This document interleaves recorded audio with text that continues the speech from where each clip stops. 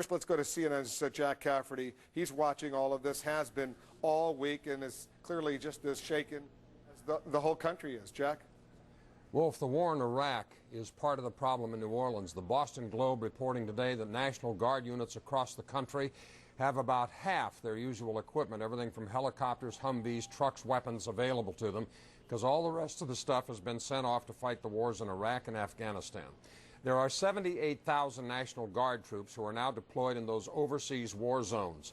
Even the hardest hit states, Louisiana, Mississippi, have 40% of their National Guard troops in Iraq right now. What happens if there's a terrorist attack tomorrow or a massive earthquake in Southern California? How would the nation respond? It's a frightening thought. The question is this: if we're going to stay the course in Iraq, should the U.S. bring the National Guard home and institute a draft? Cafferty, file one word, CNN.com. We'll read some of your letters a bit later.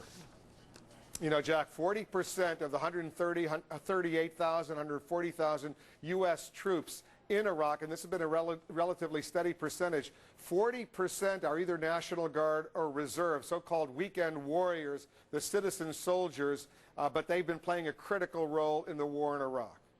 Do you suppose, Wolf, that the arrival of the relief convoys and the political photo ops on the Gulf Coast happening at the very same time were a coincidence today?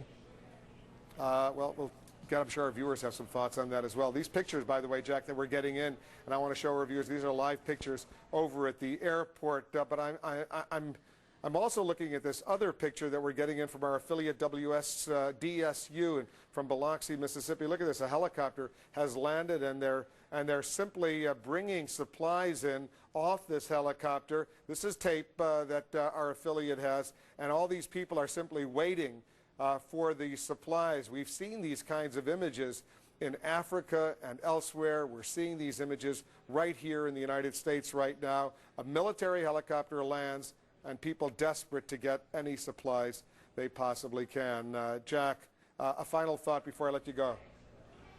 It's embarrassing. All right, that's a final thought from Jack. But